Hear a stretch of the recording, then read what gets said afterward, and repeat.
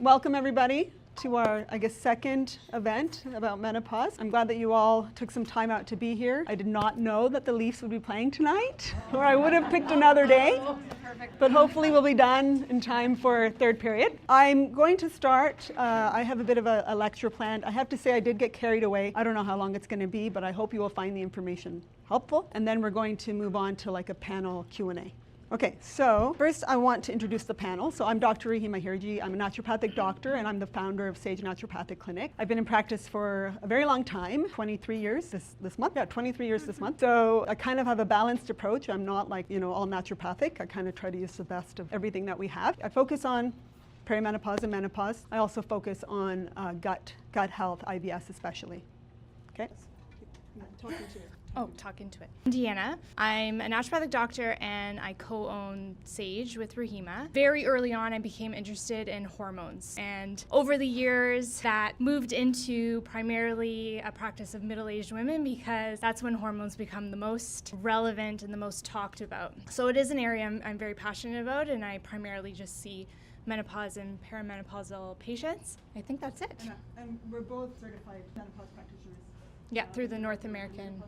Yeah. Hi everybody, I'm Dominique Williams. I'm a registered social worker and I work here at Sage. So I see women and I see everybody, men and women, but primarily women for women's health issues, including perimenopause. And in particular, I would say perimenopause women come to see me for the emotional and psychological impact that perimenopause has on them. In particular, anxiety, low mood, emerging eating disorders or re-emergent eating disorders, sexual issues like low libido, and perhaps some anticipatory anxiety about intimacy. And what else about me? I'm going to be doing a group for women, a 6-week group. So stay tuned to the webpage, I suppose, for more information about that if you're interested. And the reason I became sort of a perimenopause therapist is because I went through my own perimenopause journey, probably like many people, and couldn't find the answers that I was looking for and decided that I probably wasn't the only one out there. And so I love seeing women for all of those different issues. Hi, I'm Jenny Tonin, and I'm a holistic nutritionist here at Sage. So I'm here in Cambridge, and I work with women mostly, virtually exclusively. My true love was hormones from the very beginning of this because I dealt with my own hormonal issues, starting with PCOS, which some of you may be familiar with, and it has now morphed into, as I grew into my 40s, into learning about perimenopause and how to support women through that transition, which I call reverse puberty, which largely we're obviously not supported enough on. So I work with lifestyle, mindset, nutrition, and support Dr. Deanna and Dr. Rahima on all of their patients' development through this. And I will have an online program starting the beginning of June to help through all of this that we will be, there's details in your bag, I believe. Well, yeah. Amazing. Hi, Cambridge. My name is Shirley Weir. I am 58 years old. I reached menopause when I was 49, and I founded Menopause Chicks almost 13 years ago because I saw that there was no place online or in the community where we could go and verify and is what I'm thinking actually true, and where can I find quality evidence-based information. So I live in Vancouver, BC. This is my second Sage event. Thank you so much for having me back. And my job is to make sure that if you can't get answers to your questions, that you know where to find them, and to remind you that you deserve to feel amazing. More than 1 billion women will be experiencing menopause this year in 2025. And 5 million in Canada alone. So 3 out of 4 women experience menopausal symptoms that interfere with their daily life. The average Canadian, and surely if these stats are wrong, let me know. The average Canadian woman will spend up to half of her life in a menopausal state, perimenopause, menopause, or postmenopause. 10% of women, I actually think this number is higher, 10% of women will stop working because their symptoms are debilitating. Most women reach menopause between the ages of 45 and 55. 1 in 100 women will experience menopause before the age of 40. 40 and 1 in 1,000 before the age of 30. 1 in 4 women suffer with severe menopausal symptoms. Again, I think that number's higher. I think sometimes women don't recognize that what they're struggling with is actually perimenopause and menopausal symptoms. Today's goal. So Shirley and I talked earlier, and what was the point of this session, right? And Dr. Deanna and I, we own the clinic. Obviously it's great if you could all come and be our patients, right? And see Jenny and see Dominique and see everybody. But the reality is that that's not accessible to everybody, right? And so I wanted to be able, and Shirley as well, the idea is that we want to be able to give women the information that they need so that they can leave here feeling like they understand, 1, what's happening to your body, 2, the actual research and facts around hormone replacement therapy, and 3, feeling empowered enough to advocate for yourself so that you can go back to your family doctor or your nurse practitioner, whoever it is, and have a conversation and feel confident in that conversation. So hopefully by the end of today you'll learn how to support yourself, understand your options, and be able to advocate for yourself. So I wanted to start with kind of the review of the menstrual cycle. What I'm going to do is go through what your hormones have done kind of through reproductive years, and then what's happening during perimenopause and menopause. So in your reproductive years, your cycle should be somewhat normal, right? You've got the beginning of your cycle is day 1. That's when you start bleeding, and then your estrogen levels start to slowly go up until mid-cycle. Mid-cycle is when you ovulate, and then your estrogen starts to go down as your progesterone starts to creep up. If you get pregnant, progesterone stays high. If you don't get pregnant, progesterone drops again, and the whole cycle starts again, okay? So each hormone has a specific role to play. That's the really simple version, but it'll do for today. And so when we talk about the different hormones that are involved, estrogen, that's the one that gets the most attention. It's the hormone that plays various roles in the body. We typically associate it with the female reproductive system, right? The development of female characteristics like pubic hair and breasts, but there's estrogen receptors all over your body, and you get to realize that very fast when you're going through perimenopause, that it's not just about those parts of your body. Excess estrogen can contribute to overgrowth and stimulation of tissues. Emotionally, estrogen can contribute to more irritability and anxiety, and a deficiency state can lead to dryness, especially in your skin, whether that's like vaginal skin or just your regular skin. And mentally, it can contribute to brain fog and poor memory. Then we've got progesterone. So that's the hormone released by the corpus luteum in the ovary. And it plays an important role in the menstrual cycle and maintaining the early stages of pregnancy. If anybody has had to do fertility treatments, they will know, they will be familiar with progesterone. In excess, it can contribute to acne, breast tenderness, body warmth, and sweating. And naturally, progesterone is in excess during pregnancy. And deficiency can mimic most of the symptoms of estrogen excess, right? Because we say excess and deficiency, but really it's about the balance between the two. So it will be similar to estrogen excess in that it also contributes to irregular or short menstrual cycles and infertility. Moving on to testosterone. In women, testosterone is released from the ovaries, though in much, much smaller amounts than in men, and it contributes to motivation, energy, and supports muscle mass. In excess, you can see it contribute to the excess hair growth on the face, hair loss on the head, and acne. And this can occur premenopause and is rare in menopause, but is also common in polycystic ovarian syndrome. Deficiency is common in menopause, so testosterone doesn't get a lot of the limelight, but it's very important as well because it declines in menopause, and it can contribute to low libido and to low motivation and drive. So now let's talk about what's happening at perimenopause and menopause and the definitions. So perimenopause is around menopause, or the transition. It can start as early as your mid-30s, and the average age is 45 years of age. The average duration is 5 years, and there is a difference between early and late perimenopause, which I'm going to get into. Menopause is one day, okay? It's the day that you've gone 12 months without a period. After that day, it's your post-menopause. So 12 months without a period, you can get to 11 and a half, doesn't count. You've got to start all over again. 12 months, then your post-menopause. Usually occurs between 45 and 55 years, and the average age is 51. So this is kind of the lifespan of your hormones and what they do, right? So when you're born at birth, they're not doing a whole lot because they're not supposed to. And then you hit puberty, and you can see, right, some of the ups and downs in puberty as everything's kind of stabilizing and everything's you're going through adolescence and whatever. And then in the fertile years, this is where they're pretty stable, right? You should be having regular cycles, predictable. Then you get into perimenopause, and you can see there's a fair bit of erraticism. And then you go into postmenopause, which is new stable, but a new low stable. Okay, so if we kind of key in on the perimenopause and menopause, you can see late reproductive phase, so pre-perimenopause, right? So pre-perimenopause. This is when you're starting to see maybe subtle changes. This is when a lot of women will come to us and ask if they're in perimenopause, but there are like kind of strict definitions that I'm going to get to. But you might start to notice that your cycles are a bit shorter, your flow is changing, your PMS is getting a bit worse, your memory symptoms, maybe you're not remembering things as well as you used to. Okay, that's okay, go on in. Yeah. Then we have early perimenopause. So the definition of early perimenopause is when your cycle varies by plus or minus 7 days. So this means that if you normally had a 28-day cycle, now your cycles are 35 days, or they're 21 days, right, or more, like 20 days or 36 days. So when that starts to happen repeatedly, you're in early perimenopause. So at this point, you're going to start to see some additional symptoms, which we're going to talk about, and the length of time in this phase varies. And you also can go back and forth. Then we have late perimenopause. This is defined as going 60 days or more without a period. Okay, so if you're skipping a cycle, then pretty much you're in late perimenopause, and a lot of the symptoms start to get worse at this point.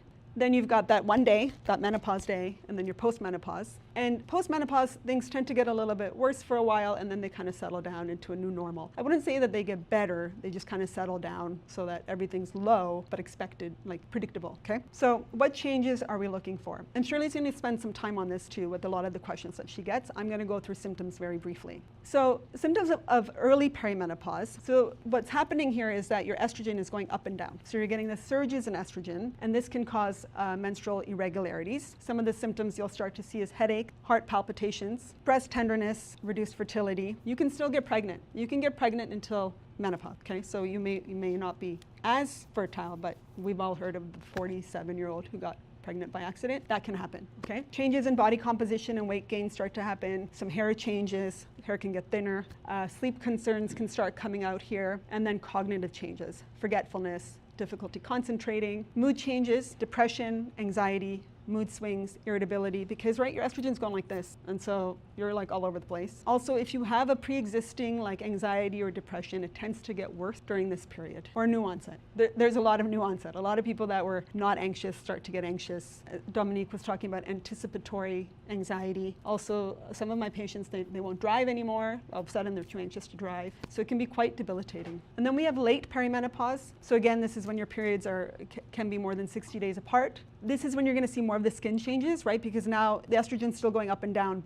It's overall declining, right? So your skin's going to be a bit drier. Your hot flashes, night sweats might get a bit worse. Vaginal dryness starts to become a bigger issue here. And then urinary urgency also becomes a bigger issue here. And then all of the other things that were happening in perimenopause also continue to progress. Okay, so let's move on to what happens after you've gone 12 months without a period. Estrogen, progesterone, and testosterone. So the symptoms of menopause, basically you're starting to experience some of them through perimenopause, through late perimenopause. They just all keep getting worse during menopause. So the dry skin becomes more dry, and it's a real issue. So I'm 50, I turned 50, and I was telling Dr. Deanna, for the first time I'm coming out of the shower and like slathering myself in moisturizer because the skin is so dry. The night sweats, vaginal dryness, hot flashes, depression, anxiety, irritability, mood swings, insomnia. You can read the rest of the list, and this isn't even a comprehensive list. Right, like there's probably another 100 symptoms that can be related to the lack of estrogen and progesterone.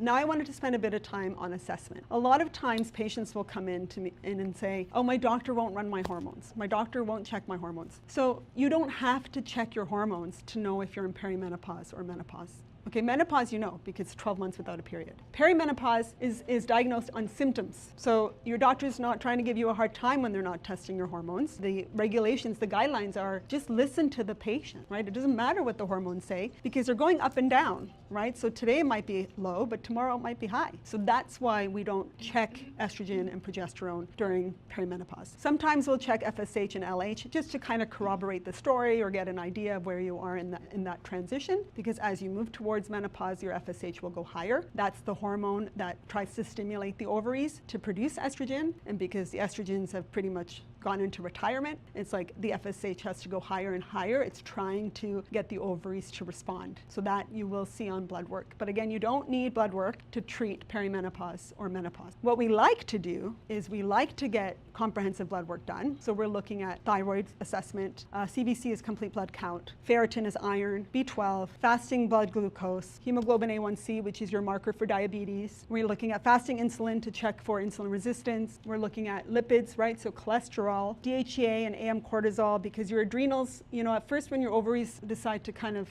kaput, your adrenals try to fill in the void, and so then you want to make sure that your adrenals are still doing okay. And then you've got vitamin D.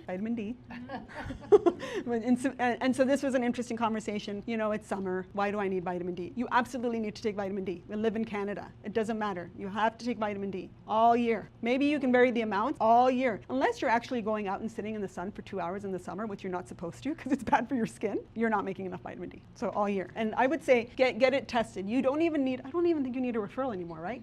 I think you can just go to the lab. It's $50. You don't need a requisition? No. Yeah, you don't need a requisition. I posted about that.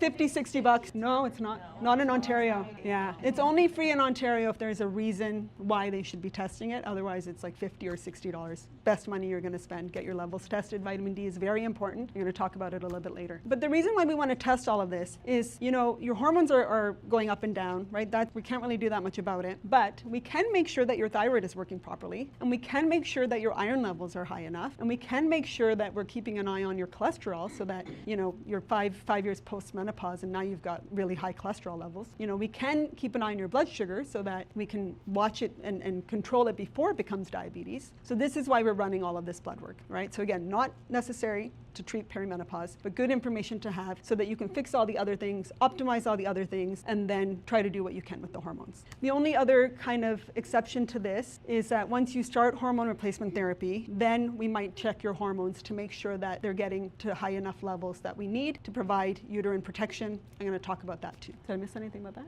Okay, so let's talk now about the non-pharmacological treatment options for perimenopause and menopause. So first we're going to start with exercise, okay? Exercise is really important. It's always really important, but especially when you're going through perimenopause and menopause. I would say especially during perimenopause because this is when you're losing the most bone. So you want to do strength training, you want to be walking, you want to be doing cardio as well. Cardio is important for your cholesterol and your triglycerides and that type of thing, but the strength training is really, really important. It can also help you reduce weight gain, reduce your risk of cancer, protect your bones, and protect you against other diseases. We all know, right? Exercise is good for us. It's no different. It's just that much more important during the midlife transition. Diet, the best diet is not keto. It's not the carnivore diet. It's none of those. It's just the Mediterranean diet, right? A nice balanced approach to food. If you're not familiar with the Mediterranean diet, high amounts of olive oil, fruits, nuts, legumes, seeds, vegetables, beans. So lots of the plant foods. Medium amounts of fish and seafood. Medium to low amounts of animal products. So poultry, eggs, cheese, and yogurt. And then low amounts of meat and sweets. And physical activity is really important. And the Mediterranean diet also allows you to have some red wine here and there, okay?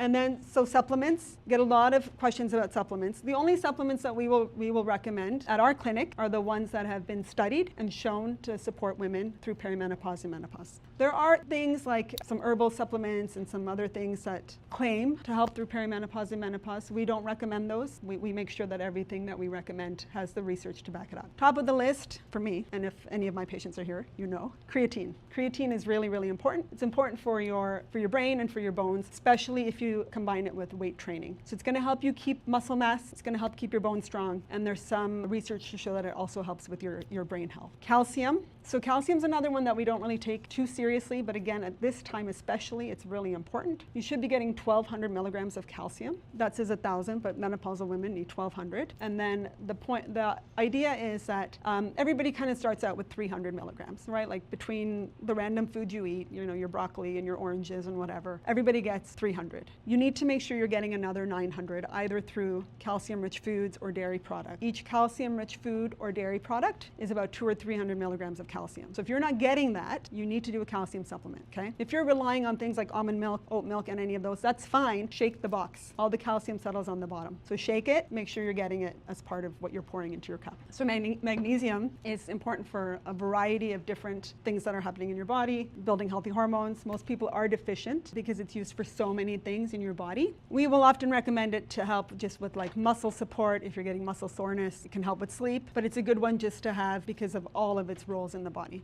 Omega-3, so this will help build hormones and is also an anti-inflammatory and protective for brain health. It's especially important if you have high triglycerides. There was something about that though, right? Recently? Better for primary prevention.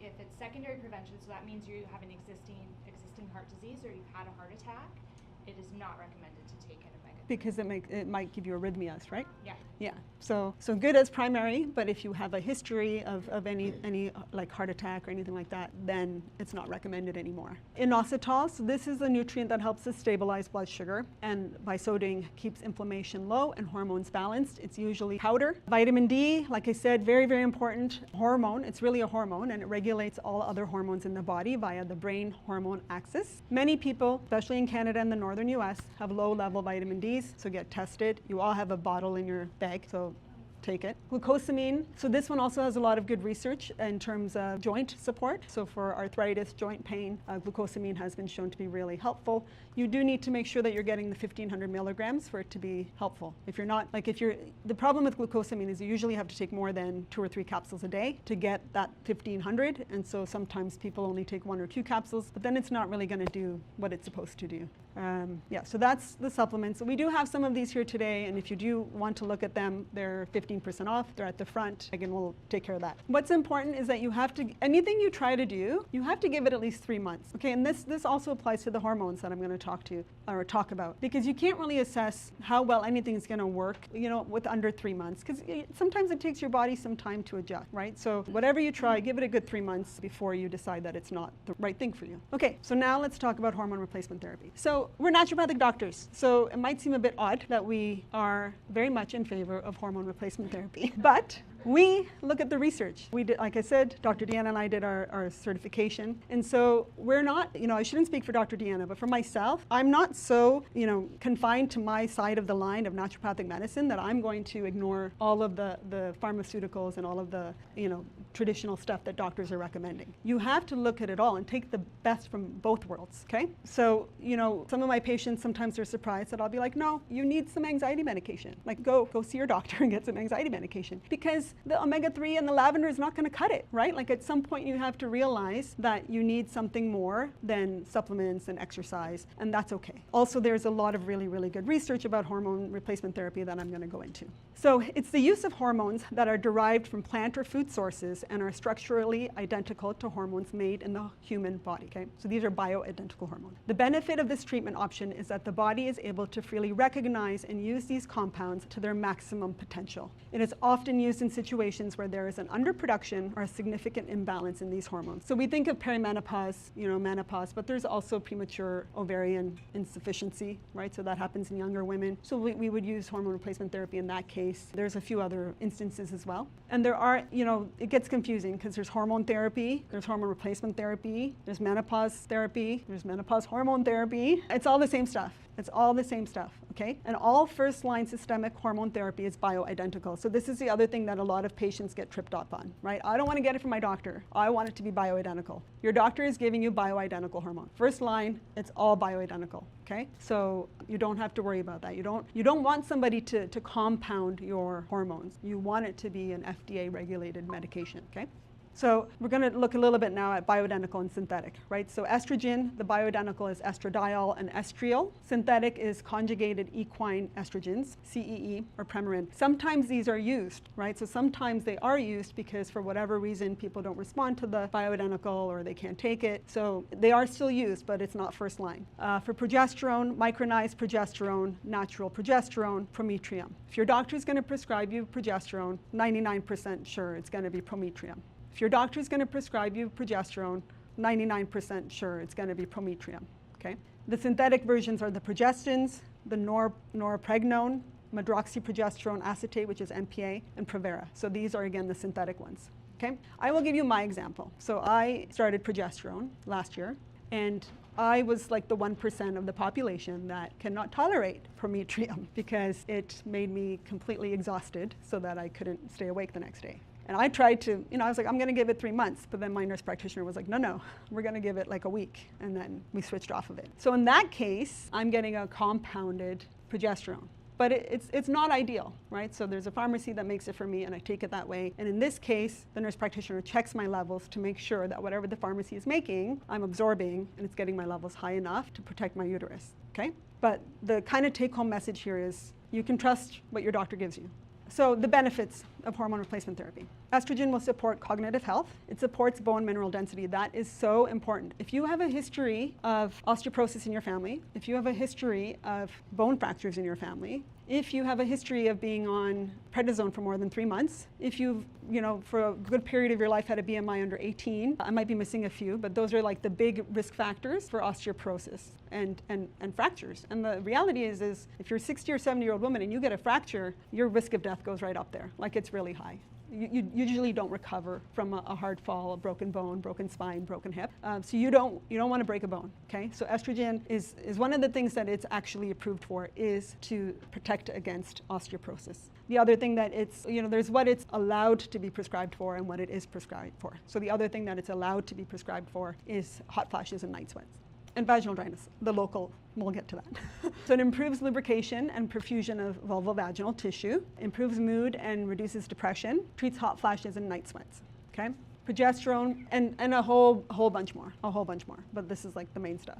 Progesterone prevents proliferation of the endometrium when on estrogen therapy, protects breast tissue when on estrogen therapy, although I'm going to talk about that later. Improves mood and reduces anxiety, improves sleep. So progesterone's really good if you're having trouble sleeping during perimenopause. It crosses a blood-brain barrier and helps to treat like anxiety as well. It treats hot flashes and night sweats, but it's not your first line. Estrogen is your first line for hot flashes, but if for whatever reason you can't take estrogen, then you can do a high dose of progesterone. Testosterone supports libido, motivation, and drive, supports muscle mass and metabolism, improves the vaginal lubrication and perfusion, and improves mood. Don't be afraid of testosterone. It's hard to get because we're not allowed to prescribe it in Canada. No, that's not really true. There's not like a regulated form of it. So if you are getting it prescribed, you are getting it made by a pharmacy, but it's very helpful. It was the first one I went on. I'm on all of them now, but I started with testosterone. Will I start looking like a man? Do I look like a man? I've been on it for like 5 years. So, I mean, maybe you don't like how I look and you don't want to start it, but it's not because of the testosterone. Okay, other consideration. So the age, and I'm going to repeat this a few times because it's really important. The age that you start hormone replacement therapy is important. So traditionally, there's a treatment window of opportunity. So within 10 years of your last menstrual cycle. That's not so much a hard and fast rule. That's like the basic recommendation, an ideal situation. So, if you are 10 years past the window, it doesn't mean you can't get it, but you have to have a conversation with your healthcare practitioner about the risks and benefits of starting it a little bit later in life, okay? You should be monitored regularly to ensure your levels are appropriate and safe. So if you're on estrogen therapy, the progesterone needs to be over 30 to provide endometrial protection. Initially measuring your blood levels every 3 months is encouraged until you get to the right level, and then kind of yearly. And you increase it based on your symptoms, right? So if we give you estrogen and you're still having hot flashes, we give you more estrogen. If you're still having hot flashes, we give you more estrogen. Like it's not necessarily based on the level, but once you start it, you kind of want to make sure that you are hitting certain levels. When to stop, you don't have to stop. If you want to stop, you can stop and you can see how you feel, but you don't have to stop. It's an individual decision. And again, at any point in time, the question you're asking yourself is, do the benefits outweigh the risks? Then you stay on it. If the risks outweigh the benefits, then you go off of it.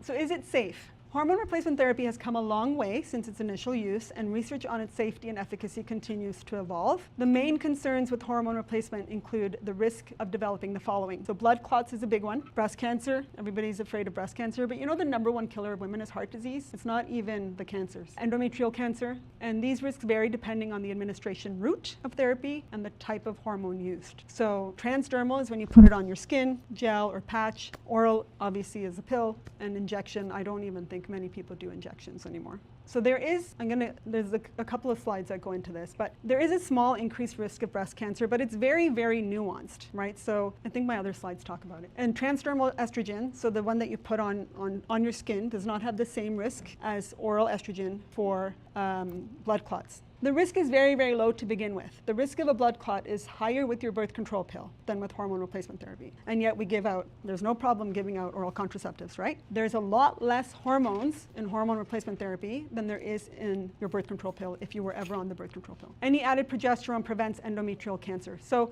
when you have estrogen, if you have a uterus, then you have to take progesterone, because estrogen, if you think back to the first couple of slides, if it's unopposed, it causes proliferation of tissue. So if you take estrogen and you don't take progesterone and you have a uterus, your uterine lining runs the risk of becoming too thick, and that's when you have the risk of developing endometrial cancer. So the progesterone protects against that, okay? And specifically the micronized progesterone. So the combination of estradiol, estriol, the bioidentical estrogens, with oral micronized progesterone has very little risk in general across the board, okay? Now we're gonna get into some of it. So where did all the fear come from? Who here has been told that you shouldn't be on hormone therapy because it causes cancer? Like, yeah, at least some of you, right? Not as many as I thought. That's good, actually. I think they're not telling the truth. I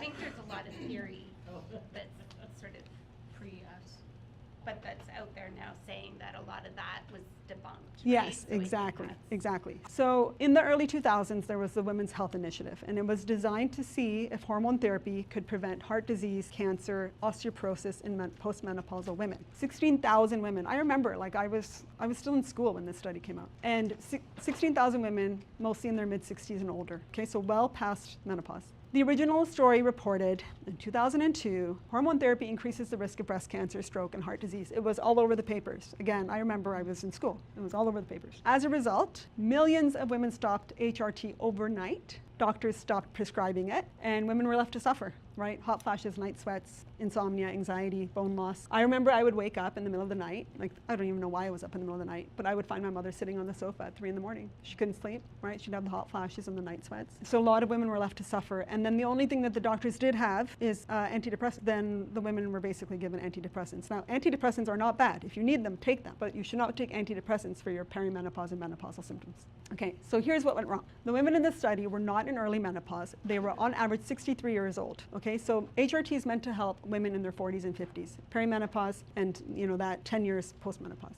They used the wrong hormone type. Okay, so they used the synthetic hormones, right? So they used the conjugated horse estrogen, Premarin, and Provera, which is the synthetic version of the progesterone. And they had the wrong expectations, right? So they were looking if it could prevent chronic disease. They weren't looking at just menopausal symptoms, bone health, that kind of thing. So over time, the researchers reanalyzed the data and found that younger women starting HRT had fewer heart problems if they did HRT, not more. Estrogen-only therapy did not increase breast cancer risk. This part is the part that I really want people to understand, okay? Estrogen, when they did this study, estrogen didn't increase the risk of breast cancer. Estrogen reduced the risk of breast cancer. It's when they added the synthetic progesterone to protect the uterine lining, that's when the risk of breast cancer went up. And that risk, using the wrong population, the wrong drugs, at the wrong time, 1 extra case of breast cancer per 1,000 women per year. So maybe that's enough for you not to take it. It wasn't enough for me. So I want to be able to sleep and protect my bones. So you have to really put it in context. Also,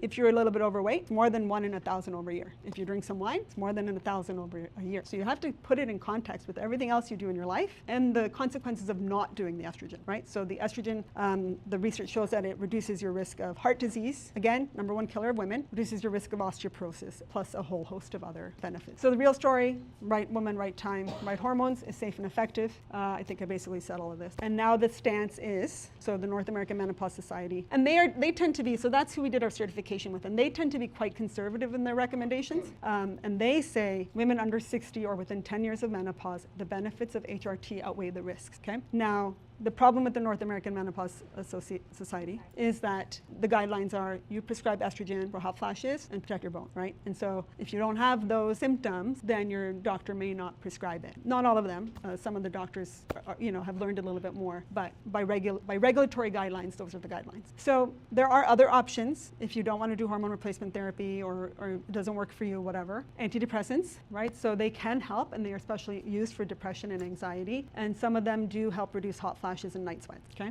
Gabapentin, originally used to treat seizures, has demonstrated effectiveness in managing menopausal hot flashes. Oxybutynin, used for overactive bladder, has been showing some promise with hot flashes. And then this new one, I can't even say it, is approved for treating hot flashes. The thing is that these medications might treat some of your symptoms, but you're not going to get the benefits for heart health or bone health, right? So it's really just symptomatic relief. Okay, and now let's talk about weight gain. A lot of women want to do hormone replacement therapy because they're hoping it'll help them lose weight. It's kind of a good news, bad news. So typically alone, it does not lead to significant weight loss. But indirectly, if it makes you feel better, you're going to exercise more and you're going to eat better, and then you will probably be able to lose more weight. Where estrogen does play a role is in the redistribution of the weight, right? So you might notice that the scale's not moving, but your body looks different, right? So as you lose estrogen, the fat moves into your belly, and you lose your butt, and it all kind of goes to your belly. So that's the problem, right? Like your weight may be the same, but the distribution is not. So you really want to pay attention to your waist to hip ratio. Okay, so you measure the thinnest part of your waist, and then you measure the widest part of your hips, and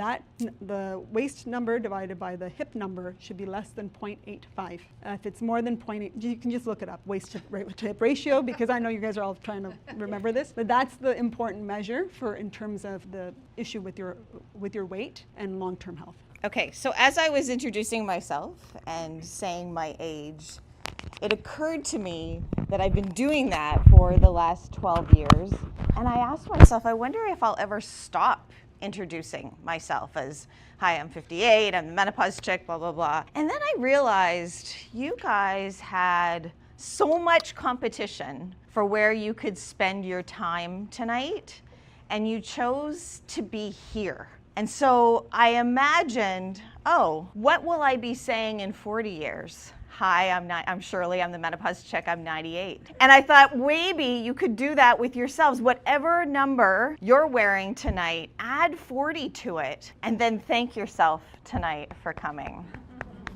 It's so important. We've just received so much quality information from Dr. Rahima, and what I do is I am not a health professional. I am a knowledge transfer expert. I love to translate and interpret evidence-based information for women. I host a private online community on Facebook. There's about 60,000 women there, about 10,000 questions last year. And about 5 years ago, there was a study that originated in British Columbia, and it's called the In Her Words study. So you can look it up at inherwords.ca. And what we learned from that study was alarming. We learned that 54% of women, we leave our health appointments feeling dismissed or disappointed. That number is significantly higher for Indigenous women and women of color. And the top two reasons for the appointment in the first place, menstruation and menopause. Now, I was at the press release when these stats and this information was being shared. And I remember kind of sitting in the back row like you might be tonight, and I was like, somebody should do something about that. We need more doctors. We need to educate more doctors. We need to change the curriculum at medical school. And I'll be honest, I kind of sat there and thought, where is this going to go? We have like next to none research in Canada as it is on women's health. Did you know that less than 7% of all health research dollars in this country are focused on women's health? All women's health, not just menopause. And so I'm like, well, where is this study gonna go? And I don't have a direct line to all the doctors in the country. And I don't have a direct line to the curriculum at medical school. When will that change? And then it occurred to me with all of the questions that I get asked in the Menopause Chicks community that I can do something. I can influence and change how we show up at our appointments. Now, if you, and I hope you do, choose to book an appointment at Sage Naturopathic Clinic, you obviously, I'll probably already know that you will be given a benefit, probably over a lot of those 54% of the women who said they left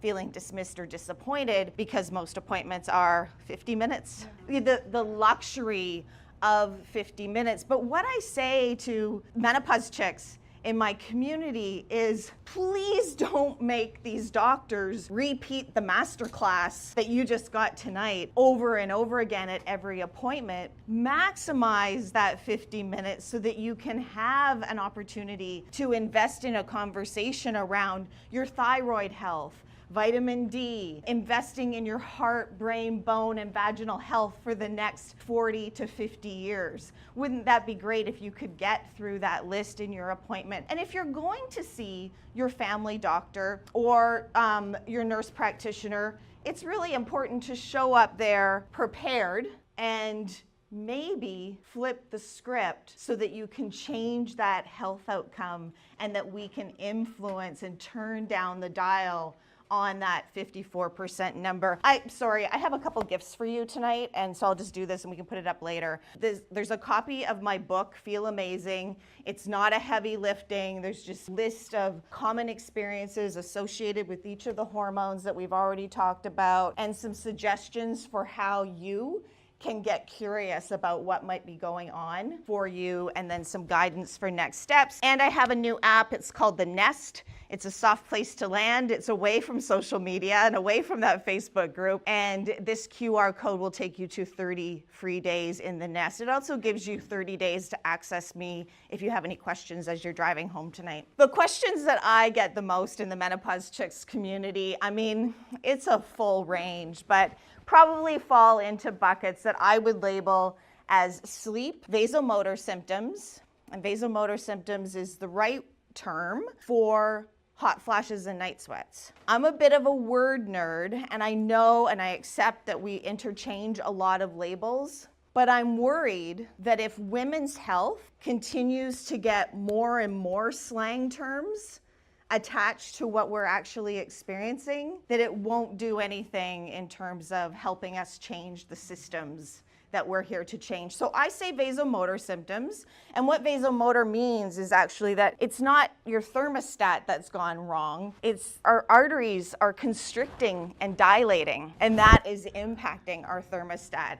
Sometimes during the day, and sometimes at night, and that's the only difference between hot flashes and night sweats. I don't know why we have two terms. I get a lot of questions about sexual desire, vulva and vaginal health, and of course, hormone therapy. Oh, and this is also in Feel Amazing too. So this is a pyramid that I developed like 4 or 5 years ago, perhaps. And it really came out of a place. I do work with a lot of naturopathic physicians, and I'm really inspired by the work that they do. By the way, did you know Rahima mentioned that both her and Deanna are certified by the North American Menopause Society? 30% of Canada's certified practitioners are naturopathic physicians, which is amazing. We're really, really blessed. So this pyramid came out of a lot of questions from women who would maybe show up in the Facebook community, maybe show up at an event like tonight. You get a little bit of information, and then you think, I'm in. I'm in, Shirley.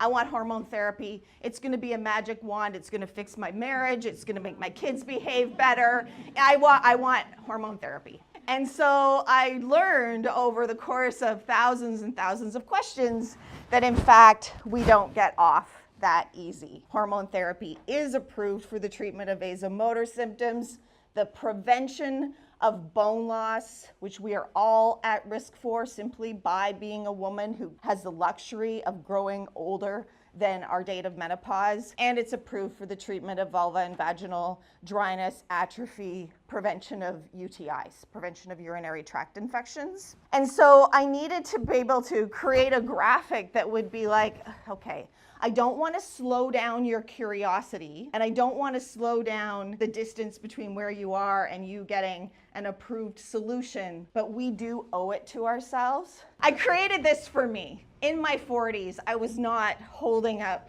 a mirror to myself and asking those questions. Shirley, how are you eating? Are you moving? How's your sleep? I had symptoms of insomnia for years, and I wanted to blame perimenopause. So by holding up that mirror, by understanding the definition of chronic insomnia disorder, it really helps us to know that we're focusing on the right thing with the help of our health team, of course. That second line says manage stress. Arguably, it could be on the top line with eat, move, and sleep, because stress is just as important, and cortisol, of course, is very influential on our ovarian function. Next line can be a big bucket for some of us, but we do need to ask ourselves, am I missing anything nutritionally? Again, okay, I created this for me. I was iron deficient.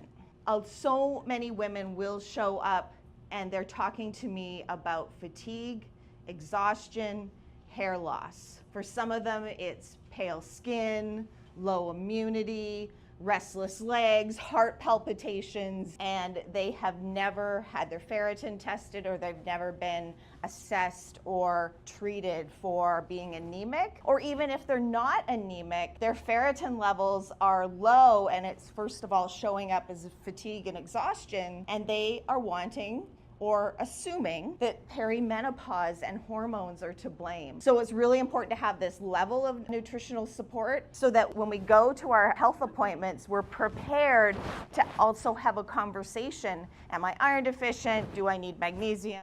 So on and so forth. Thyroid, equally important there as well. One of the most underdiagnosed conditions for women. And then hormone therapy, not because it's the least important, but just because we can't skip to the bottom of this decision-making pyramid. I have been working on an experiment for the last 2 years. It's called Speak Menopause. In addition to being a translator of information, I want us to think about, when we're learning about midlife health, kind of how it feels when you're in a foreign country and then suddenly you're like, oh, aha, I can read the menu. I can figure out the bus route. I get it, and have that light bulb moment go off for you. So you will find the complete method in the nest if you want to grab this QR code throughout the night or after we're done. If you're okay, I thought I would just walk us through a quick exercise of what we're talking about. So mostly I do this for situations when women have questions about hormone therapy. Maybe they were prescribed something, but they don't yet feel well. Maybe they're going in for their first curious or investigative conversation with their healthcare provider about hormone therapy, but something that's really universal, and maybe even something that you can take home this evening and share with loved ones or share at work tomorrow, is sleep. I don't know about you, but when I make an appointment for my doctor, it's usually 3 weeks out. And then the day pops up on the calendar, and you drive to work and you park and you get in the elevator and you go up and you walk into the room. My doctor's office, there's 3 exam rooms. So there's usually a baby crying in one and maybe somebody bleeding in another one. And I'm sitting there and I'm on my phone and I've kind of forgot why I made the appointment. But my doctor comes in, and I love my doctor. So it's, hi, Shirley, how's it going? How are Ryan and Kira? Oh yeah, no, they're good. Oh my gosh, they're getting so old, aren't they? Yeah. How are your kids? They're good? Oh my gosh, time goes by so fast, doesn't it? Yeah, doesn't it? I've just eaten up 5 minutes of my 7-minute appointment. So my first suggestion is stay with the niceties. We love our doctors, but move them to the end of the appointment. Save the niceties for the tail end. The second thing that I found in working with members, that they would tell me, I said to I just went in there and I printed off the 900 pages off of Dr. Google and I carried it in with me, and I didn't get a very good reception. I left feeling dismissed or disappointed. Our doctors deserve the respect for what they are doing for our community and for our society. And we sometimes forget that it's okay for us to ask what their experience, their expertise, and their education is in women's midlife health. We saw on the slides, there's a lot here, and they might work in pediatrics most of the day. And then we go waltzing in there hoping that they know what we're talking about and we'll be able to order the right blood work to check our thyroid and provide hormone therapy. It's a lot. So I want to bring sort of the team members together and remind all of us that we're the captain of the team. Okay? And the third thing that I hear from women all the time is, I explained all my symptoms and I was told there's, nothing I could do, or not yet, or it's too early, or it's too late. And if we're just talking about symptoms, it's not going to be a quality conversation. So this method has 2 acronyms. First one is GAP. The second one is SPEAK. Okay? So GAP is easy. Do not begin with your symptoms. Please begin with your goal of the appointment. Hi, I'm here today to talk about a solution for my insomnia. Bingo, right? As you know, don't let them look at their iPad or their chart. Let them look you in the eye. As you know, I'm 58 and my last period was in 2016. GAP, goal, age, date of last period. And then SPEAK. So S is for symptoms. I know I have insomnia because I wake every day at 3 a.m. and I can't get back to sleep. This has been happening 3 or more times a week for at least the last 6 months. Data. You are in a room with a scientist. They love data. They are scientists, but they are not mind readers. So we sometimes forget that they don't know what it's like for us or for you. They might actually, they probably did, graduate from a profession that reveres sleep deprivation. Maybe they got a badge for staying awake for 24 or 48 hours, right? So it's different for us, but we are there to seek their help. P, do not forget the second P. It's for impact. The impact of your symptoms, different for everyone, okay? So the impact is, because of insomnia, I have just looked at my work calendar and I realize I have missed 3 work days in the last month. I cannot keep this up. It's affecting my income. Bam! Now there is no room for judgment. The scientist has the data. They are already thinking. They know what the approved treatments are for insomnia. And you have just changed the power dynamic in that conversation, in that relationship. But don't stop there. EAK, also important. E is for education. I went to a menopause event is it Tuesday? Wednesday?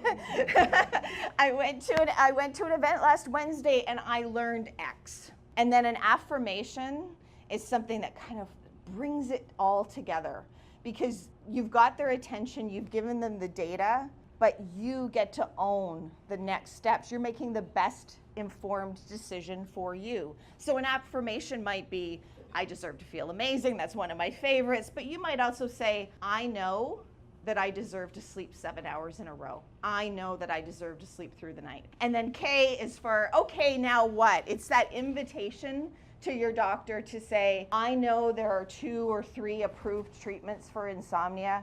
Will you work with me today to try to figure out what might be the best one for me? When she was saying about the vasomotor symptoms, that's actually really important, because when we kind of just dismiss them as being annoying symptoms, but they're actually like I can never say the word, harbinger, a red flag for future health in terms of your cardiovascular risk. So if you have a lot of hot flashes, night sweats, vasomotor symptoms, yeah, it's basically a sign that you might be at higher risk for heart disease later. The triangle, I have a quadrant. My quadrant has lifestyle first, nutrition, supplements, and then hormone replacement therapy. And you need them all, right? Because as passionate as I am about hormone replacement therapy, it's not a panacea. It's not going to get rid of everything. I'm on it all. I still had hot flashes last night, right? So it's just ways of minimizing the impact. Ferritin, in September, the iron guidelines changed. So up until like September, you could walk around with the ferritin of 11 and nobody would say anything to you. You're fine. Now it's 50. So we've been telling women forever that you need to be at least over 40, but the medical doctors, their guidelines were, if you're over 10, you're fine. And now they changed that in September, over 50. Ideally over 100. So get your iron checked. Okay, now I can go back to my slide. So when I started, I said, yes, it would be great if you all could come and see us. Again, not possible for all of you. So we want to try to give as much information in situations like this, right? Like affordable, free, show up. Hopefully you think it's good information. So one of the things that we've put together with Jenny you guys have the sheets on your chairs, but it's the Midlife Metabolism Transformation Program. As you can tell, there's a lot to learn about this transition, right? You could talk all night about sleep. We could talk all night about nutrition. We could talk all night about exercise, but we can't. And also to Shirley's point, when you go see your doctor, even when you come see us, we only have 50 minutes. We can't cover everything. So this is a great program that Jenny's put together. It's amazing. It's 12 weeks. It's like $97. I convinced her. She normally sells the program for $1,500 US, but I'm hoping that you will all sign up and make it worth her while. So it's $97. That's less than $8 a week for 90 minutes of quality information on various topics. All of the topics are outlined for you. That's the cost for you guys today. It goes up to $117 tomorrow, and then it'll go up to $197. So your friends can join too, but not at this price. If you want to sign up, talk to Megan or the QR code that I'm going to show you, and that's on your sheet. Next, we started a Facebook group, but definitely join Shirley's Facebook group too, because it's established and has a ton of great information. So we've just started like a Sages Menopause group, so you can come there, ask your questions, and we'll do our best to answer them. We've built an entire team. I'm going to get to that, but we are also holding more events. So we are holding a screening of the M Factor on June 20th at the Princess Twin Cinema. You can buy tickets. There's information in your bag, or you can buy online, right, Megan? Yeah, there's a Eventbrite link that you can buy it from. So the other thing I said is that we are not firmly, on one side of the line in terms of naturopathic medicine. A lot of this has been driven by the fact that I'm a midlife woman, right? Like, we need support, and we need support wherever we can get it. So we're trying to put together a team. We're launching a website. Oh, that's the Midlife Metabolism Transformation. Starts on June 4th, 7 p.m., 12 nights. And it'll be recorded, so if you can't come for all the weeks, you can still get the recording. So this is what I wanted to talk about. We're putting together a team, right? So we've done our menopause certification. We're kind of trying to build a clinic within a clinic. And so it's going to be Menopause by Sage. And the team's Dr. Deanna, there's me, there's Dr. Lisa, who's here with us, Dr. Carol, she's not here with us, Dominique. We've got our nurse practitioners, Tina and Michelle, who really focus on hormone replacement therapy. We brought in Susie, and I want to touch on this quickly. Susie only does weight loss meds. Yes, we're naturopathic doctors, and we have a team, and one of the women does weight loss meds, because I am sick and tired of women being told to eat less and move more. And my joke, but it's not funny, is that if that were true, I would be skinnier than Deanna. Right? So it's not just about what you eat and how much you exercise. And there's a risk to taking the medications. There's a risk to not taking the medications. So again, it's always about risk and benefit, right? So if you've got a history of heart disease, diabetes, heart attacks, strokes, your risk of being overweight is probably greater than the risk of taking the meds, right? If you're perfectly healthy, you're carrying an extra 20 pounds, but you work out and your waist to hip ratio is good, then your risk of the meds is probably higher than being overweight. So you have to make that decision, and it has to be an informed decision, and we're going to support you no matter what you decide, okay? So that's Susie. And then we have Jenny. So she's going to be leading the Midlife Transformation Program, and it's going to be great. I was told that that wasn't a good combination if he didn't have a uterus. I don't think that's true. No. No, I think that we've learned this because we did the Menopause Society training, that all of the medical professionals really only care about estrogen. So the only purpose in their eyes for progesterone is to protect your uterus if you have a uterus. So I have many patients that have had a hysterectomy, and their doctors have put them on estradiol, which is great, but they haven't acknowledged the benefit that progesterone can have regardless of whether you have a uterus or not. And the main benefits of progesterone on its own are largely around sleep improvements and mood regulation. So when women are experiencing a lot more anxiety, irritability, rage, anger, adding progesterone, even in a woman without a uterus, can really help with that. So there certainly are benefits in someone without a uterus. So naturopathic doctors, we have really dumb regulations. So the reason why we have the nurse practitioners on our team is that I can prescribe estrogen, no problem. I can't prescribe you the progesterone you need to protect your uterus. So that's why we have the NPs on our team, because then the NPs can prescribe the prometrium, the progesterone, that our regulations don't allow us to prescribe. So we're hoping that that'll change down the road, because then we could just prescribe it. The nurse practitioners are fantastic and they're a good part of the team, but then you don't have to have so many different appointments. To protect your uterus, What do you guys mean? So if you take estrogen without progesterone, then the uterine lining can become too thick. And if the uterine lining becomes too thick, it can then progress to uterine cancer. So that's why you take the progesterone to protect against that thickening. So if you have an IUD, for instance, you don't necessarily need to have the progesterone, but we still recommend it, like Dr. Deanna said.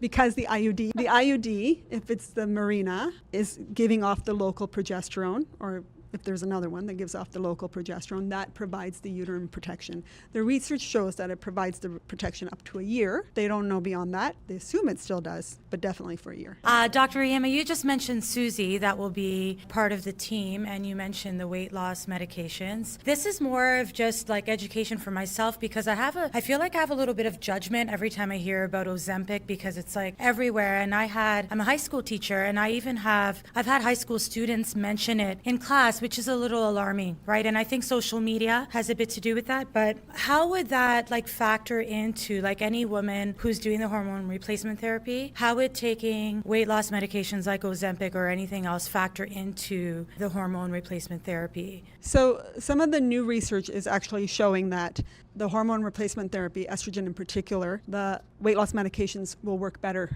if you're on estrogen. Something about the receptors, and it just makes it more, I haven't read all of the research, it's fairly new, but it makes it more receptive to the GLP-1 agonists, or the Ozempic, Wegovy, Mounjaro, those are the other drugs. I think that, like I said, I want to support my patients in whatever they need, right? But if you're going to take these medications, and this, I think, goes back to what Shirley was saying. You can't just take the medication. It's not a shortcut, right? You need to eat well and eat protein. Yes, it's important, but especially if you're on these medications. You need to eat protein, and you need to weight train, because if you don't, let's say I'm on Ozempic and I don't weight train and I don't eat my protein and I lose 50 pounds. I'm skinnier, but I'm metabolically in a worse position than when I started off, because I've lost a whole bunch of muscle mass, right? So you can't treat it as a shortcut. You have to do all the other things along with that weight loss medication. For us, I would say the vast majority of my patients that come in, one of their main concerns is weight gain, and they can't understand. They're doing all the things that worked for them in the past are not working now. And we do all the things. I review it all with them. I send them to Jenny to review their diet. They see a therapist. We talk about their hormones, but they still can't get down a pound. So, and that's not for everyone. There are wins for sure, but I think it's just being able to provide the option of weight loss drugs if all else fails and you're really struggling, and the benefits outweigh the risks. So I wouldn't say it's a recommendation for everyone. We're recommending weight loss meds in this demographic, but we see the importance of having that as an option in a number of patients. Especially because it really does a number on women's self-confidence. Right, as they get older, it's hard enough. But in terms of teenagers, I don't think that's a group, again, maybe I don't know enough about that group. I don't think that group, I wouldn't be as supportive of the weight loss drugs in that group, because they should be receptive to diet and exercise and eating well. They aren't all, but they should be for the most part. And again, I think the weight loss drugs are in a specific group of people who, despite doing all the right things, can't lose weight, and the risks of being overweight outweigh the risks of the medication.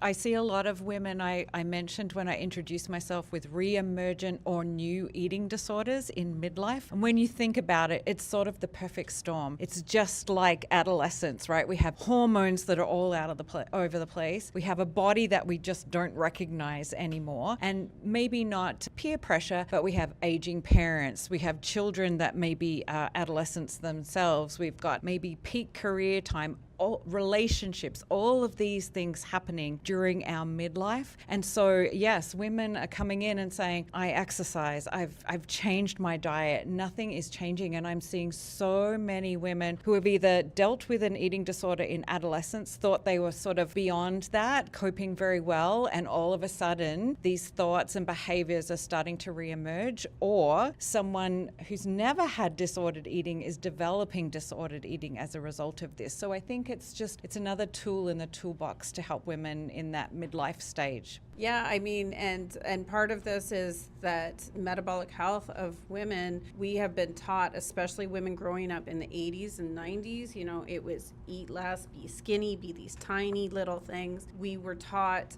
unhealthy lifestyle practices as a society that compressed our metabolism and threw our hormones into a tailspin. And I agree exactly. That's exactly what I was thinking, is that there's different tools in the toolbox depending on the individuals, and you do have to have a certain foundation, and that's a big part of what I'm teaching in this program is the essential foundation. But then in addition to that, depending on you and your specific needs and goals, then you can work with additional practitioners like the naturopaths and so on and so forth that we have here at Sage to custom fit this according to what you require to get to that optimal outcome, whatever that looks like for you. Right? For some people that may be looking a certain size, some people it might be being able to physically do a certain activity, or for some people it's they want to be old enough to see their great-grandchildren, right? There's no right or wrong, it's just individual. In 40 years, we're not going to care what size our pants were. Right. We are going to care if we have cardiovascular disease or breast cancer. And bones and bone health. So think about add 40 to whatever number you're at right now and then make a decision that's right for you. Oh, and remember, there's more of you to love in midlife, so. Just wondering opinions on like intermittent fasting, if that's something that helps with weight gain, helps with hormones. You might get different answers from Different all people. of us. Yeah, I'm curious to hear. I don't think that there's a uniform solution.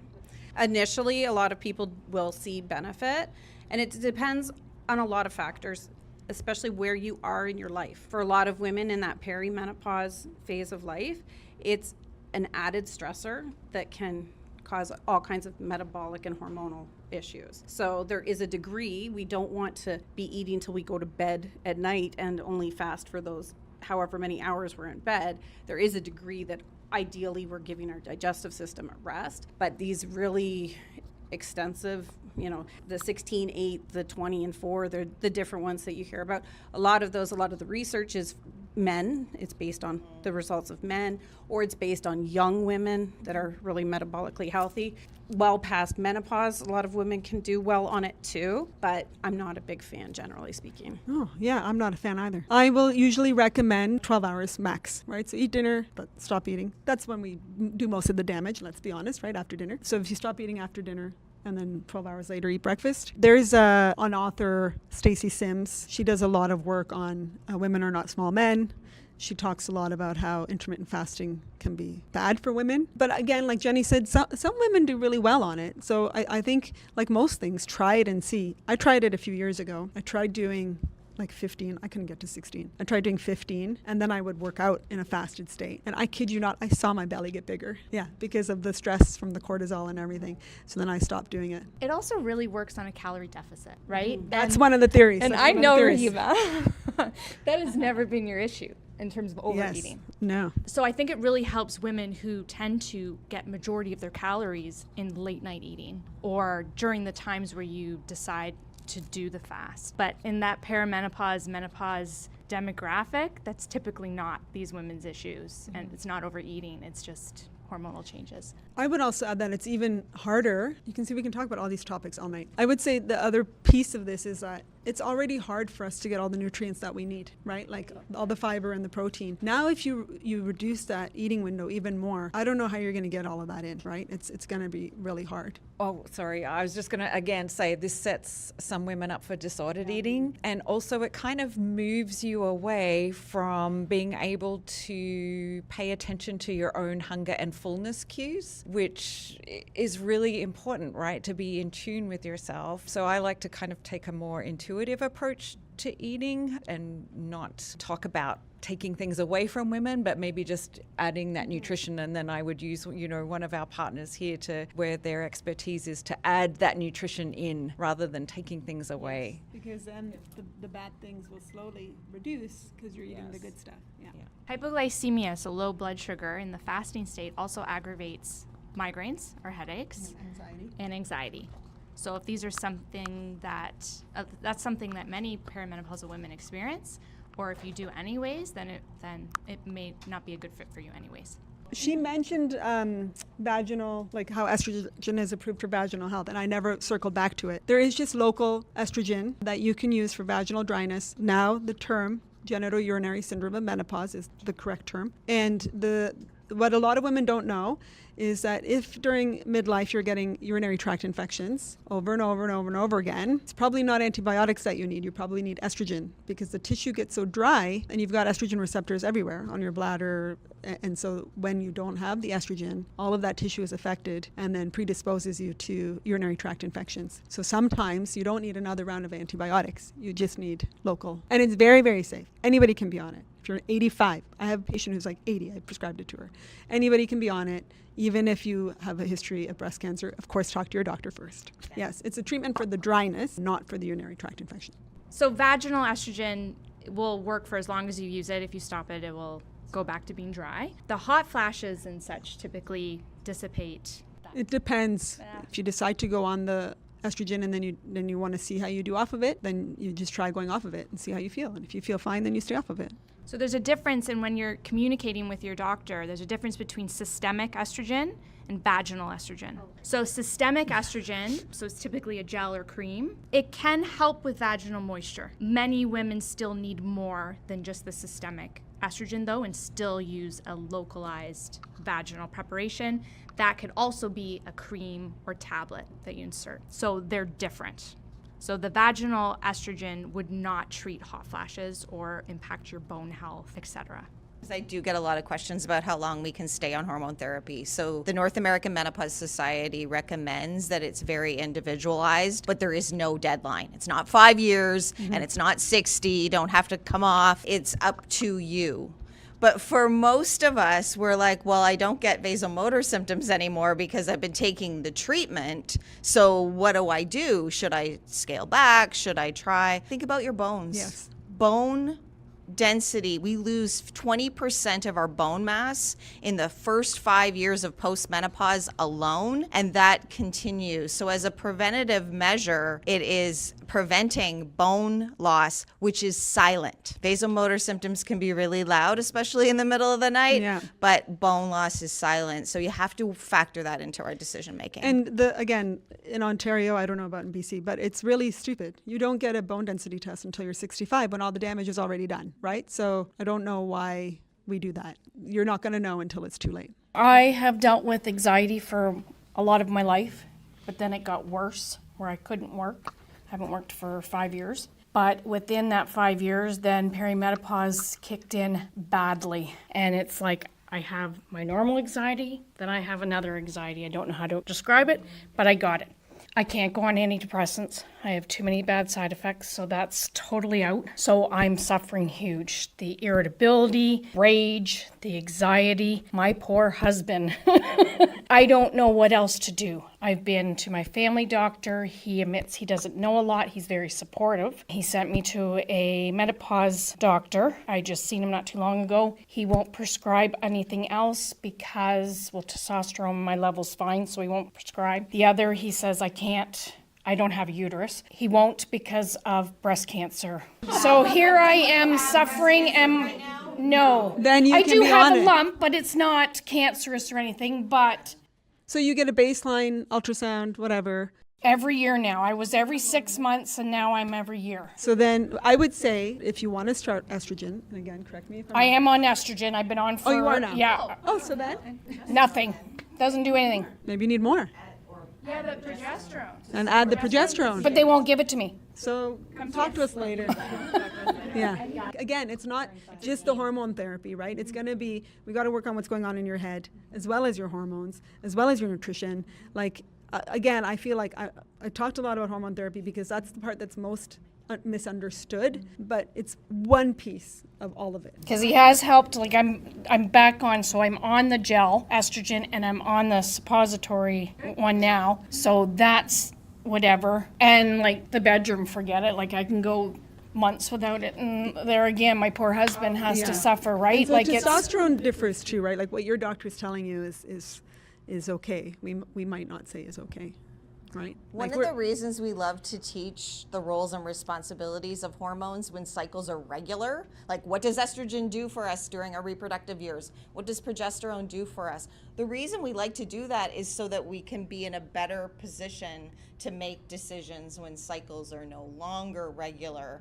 And you've fallen into a very unfortunate trap because there are many health professionals who didn't get the memo, they didn't get the education, and they assume that progesterone's only role is to protect the lining of the uterus, and it is not. Progesterone is produced in the second half of our cycle when cycles are regular. It's like the perfect dance partner for estrogen, which is really strong and feisty and has to release and develop an egg follicle.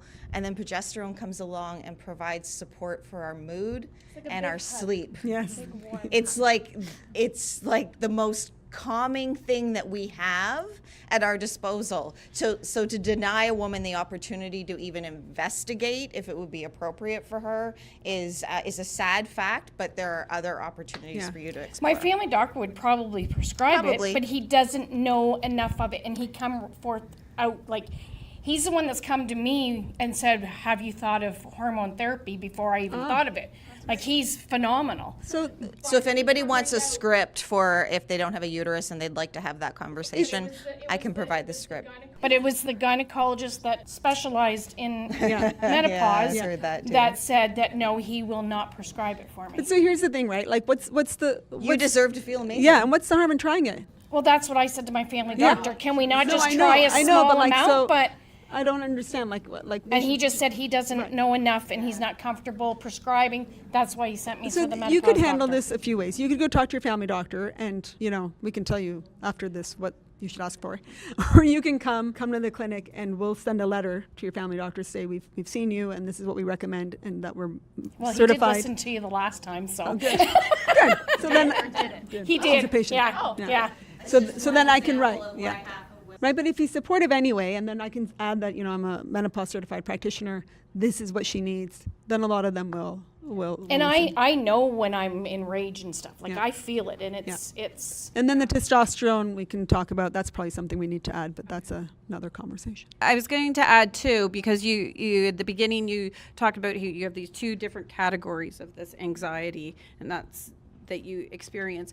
And one thing that a lot of people aren't aware of is that when they learn how to fully support themselves nutritionally with any deficiencies that they may have that they're not aware of, things like magnesium, extremely common, but nutritionally, different tools in the toolbox, sometimes it can just bring down that baseline blood sugar regulation, different things like that to a different degree as well. So employing additional tools in addition to everything that's being suggested here can just improve your likelihood of having positive outcomes significantly. Exactly. That craving is very, very strong. I don't know where it's coming from, but like I'm one that fasts. Yeah. And the longer fasts I was doing like 42 hours and stuff, and I just can't do it anymore. I don't think you should do that. Don't. Like I feel worse now, and I crave more as soon as I start eating. Then I can't stop eating. Yeah, no, the fasting at that level, you're going to lose so much muscle mass. But I can't go under 16 hours without eating. I'm not hungry. I don't feel good after eating. Yeah, I think Jenny would be a good support for that, because it's partly to get your metabolism going again, so that you do feel hungry, and then you eat. And it takes time. Like that's the problem, right? If you didn't get here overnight, and so it takes time, and patience is not always easy at this age. Yes. Yeah, I had a question about the different kinds of estrogen, because once you're postmenopausal, your ovaries wouldn't be producing estrogen. And so I was wondering one thing I want people to be aware of, if you have postmenopausal bleeding, that's not normal and you should go see your doctor. But they like dirty hormones or something, like I just kind of read those terms and saying, why would the lining of your endometrial be thickened to cause that when you're not actually producing estrogen? When you're not taking estrogen? No, I'm not taking estrogen or No, anything. so are they you say, like I was told not to eat any soya products. Yeah, There's very nuanced. Soy is very nuanced. The research on soy, you can eat some soy, right? But the problem is always, somebody said to me the other day, are chia seeds good for you? Because I heard that if I eat chia seeds, it takes all the good stuff out of me as well as the bad stuff. And I'm like, well, don't eat 3 cups of it, right? Like, if you eat it in moderation, it's fine. It is a phytoestrogen. I'm trying to understand the bleeding part of this. Wouldn't the uterine lining grow or thicken to be too thick? In response to soy? Or like phytoestrogens? Yeah, or like even postmenopausal, why would you have your uterine lining start to grow? Without hormone therapy. No hormone therapy. It's the estrogen that when you take estrogen, it cannot go unopposed. No, so she's saying if no you don't estrogen. take estrogen, They say what it's causes coming your from the uterine food. lining? It can still happen. There are other risk factors. Estrogen is only one of them. So risk factors are being overweight, a family history. I think if I'm not mistaken, if you're black women have a higher risk of endometrial cancer. Smoking, right? So again, like the estrogen is just one factor. Is it a different kind of estrogen or? No. It's usually related to your menstrual history in terms of the amount of exposure of estrogen you've had over the years, related to like how many pregnancies you may or may not have had, if you've had like short cycles or long cycles. And the type of estrogen that is typically given in hormone replacement is estradiol. And estradiol is the main hormone we produce in our reproductive years. That does change in postmenopause to estrone. So there's estrone, estriol, and estradiol. Okay, so estrone is actually a more stimulating estrogen that is made in much smaller amounts, but can still impact hormone-sensitive tissues. But really, it would be more surrounding your menstrual history that would lead you to abnormal bleeding postmenopausally without hormone replacement. So you can still have hormones even though you're postmenopausal? From your adrenals. Very little. Very little. I don't think so. I don't think you're going to get uterine cancer from estrogen after menopause. I think that if you're going to get uterine cancer after menopause, it's because of all of the other risk factors and potentially what Dr. Deanna is saying, your history with estrogen. But it's not because of any estrogen your body's making at that time. Does that make sense? But you did bring up a good point about abnormal uterine bleeding. So yes, after menopause, if you ever have bleeding, that's a trip to the doctor. You should never have bleeding after menopause, okay? Sometimes when you start hormone therapy, first 3 months, first 6 months, the bleeding can be all over the place, but that should also settle down, okay? So that is something that needs to be taken seriously. So I'm wondering if there's other things you can do if you're already on estrogen and you're having brain fog or, because I hear estrogen is supposed to be good for that. Like, are there other supplements or other things you can do? I would say with most of my patients, I work on adrenal health as well in terms of cortisol balance, stress management, because cortisol is intimately related to your mental health, mental functioning, concentration, focus as well. And many women have depleted adrenals, especially in perimenopause, when they're asked to work harder. So it's this twofold draw from the adrenals that are already tired from life. So there's certainly supplements that can help support adrenal function, certain nutrients, making sure the estrogen's high enough for sure. So sometimes needing a different dose of the hormone therapy you're on. I think you want to add stuff. I want you to add stuff. But the one thing I will say is, again, I'm with you guys, 50. I'm late perimenopause, and I'm on all the stuff. And I'm a witness. A witness to what? Tell them. Megan would like to add to this conversation. Go ahead. And I eat well, and I exercise, and I take all the supplements. I do all of it. Rahima does all the things. And you can still have symptoms. Tell them it's fine. I'm not gonna do that. Conversations. Meg, like the other day, I was like, "Isn't Tina supposed to be working more than 1 day a week?" And Megan says, "No, you told her it was okay to work 1 day a week." I did. Yeah, that day when we had the meeting. I don't remember. All right, I don't remember. I've actually asked Dr. Deanna to double check some of my work because I make mistakes. One of my friends who's quite senior at TD Bank, she said to me the other day, I miss being smart, right? So again, all of these things are going to help, but unfortunately, it's not going to take it all away. Well, I would just add, a number of things got me here, and brain fog is probably one of them. So in my early 40s, I've been self-employed since 1999. It was very scary. I could make a list, but I just couldn't get it done. And my family relies on my income. My aging mother was living with us and she was showing signs of dementia. I mean, I thought, oh my goodness, I have early onset dementia. Like, we can catastrophize a lot of it. I would say the rear view mirror teaches us a lot. So hopefully I can pass this to you. Maybe you, is look in the mirror and get really clear about what could be the root cause. And you might not be able to answer all the questions, but you can ask them. So, am I experiencing symptoms of insomnia? Like, my brain fog was rooted in the fact that I got up every day at 3 a.m. and worked for 4 hours before my kids woke up. Now, that's okay once in a while on a deadline. It is not okay to do that chronically because it impacts everything. Are you iron deficient? You have a thyroid condition. You know, if you're working with a great health team, you can go through that list with them. But it is really upon us to hold the mirror up and ask ourselves these questions. And I do work with a lot of women who are still in perimenopause, who are iron deficient, and they just haven't gotten the information yet. So hopefully you can take some of this information and pay it forward tomorrow, because fatigue and exhaustion is not just part of being a woman, and neither is brain fog. I think also asking harder questions about all the things you take care of in your life and not Passwords. Yeah. Are you the keeper of the passwords? So, do you need to be?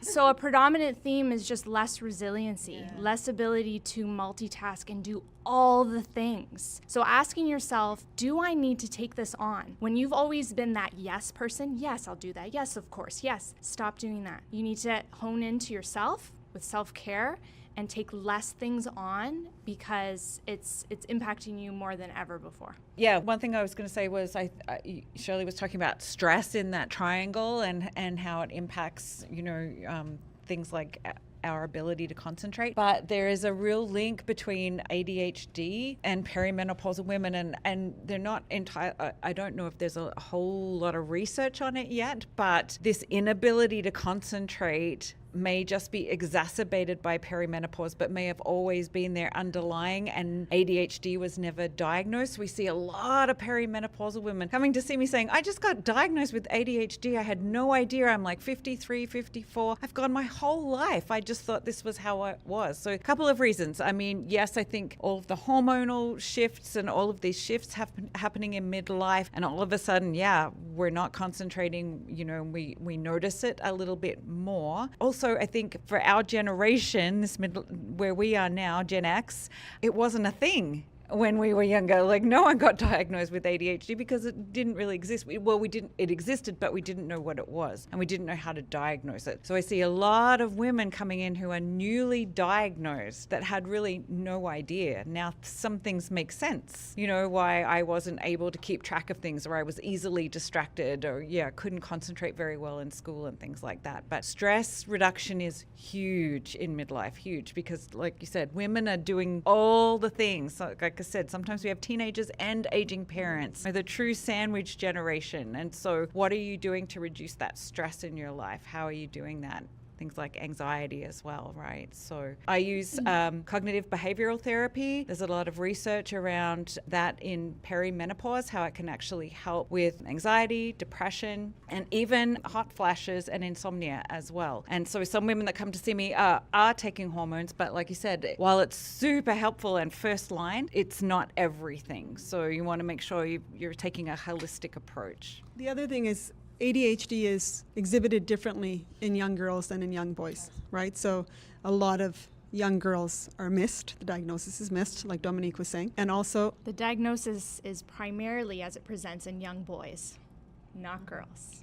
So this is the whole... But and young girls show it differently. They tend to turn more inwards, and they also turn more inwards, right? And then I think the reason why it comes out in perimenopause is all of like the compensatory mechanisms that we had in place, they can no longer get you through, right? With the stress of now being in perimenopause. That's my theory.